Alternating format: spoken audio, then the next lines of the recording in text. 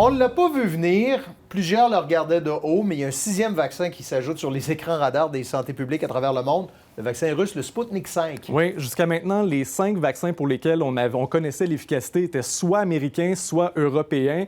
Et au sommet du classement, on avait le Pfizer et le Moderna, qui sont les 2 approuvés au Canada actuellement. Aujourd'hui, dans The Lancet, la revue médicale, les résultats cliniques des études sur le vaccin Sputnik auprès de 20 000 personnes ont été dévoilés. Des résultats qui ont été analysés par des experts indépendants. Et vous voyez le score, 91 %.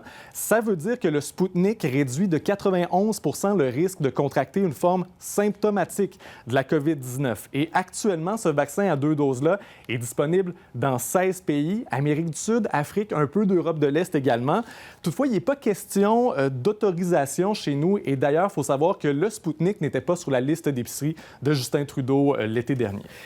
AstraZeneca, Johnson & Johnson, qui font partie de la liste d'épicerie de Justin Trudeau, se retrouvent au bas de plus bas, en tout cas, dans le classement. Oui. Ça ne veut pas dire pour autant qu'ils sont écartés, là. Non, il faut mettre ces chiffres-là en perspective. Bruno, quand une personne vaccinée développe une forme mineure de la COVID, c'est considéré comme un échec. Donc, c'est un point de moins à l'examen.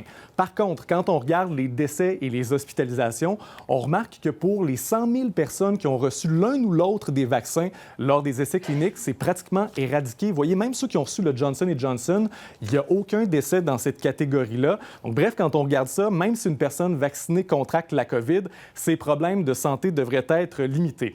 Et d'ailleurs, dans The Atlantic, il y a un professeur en immunologie de l'Université Vanderbilt qui raconte avoir soumis un dilemme à ses collègues. Si vous avez le choix entre le Johnson & Johnson demain ou le Moderna dans 3 semaines, lequel allez-vous prendre? Instinctivement, on aurait tendance à aller vers le Johnson et vers le Moderna, plutôt 3 semaines de plus ou de moins, qu'est-ce que ça change?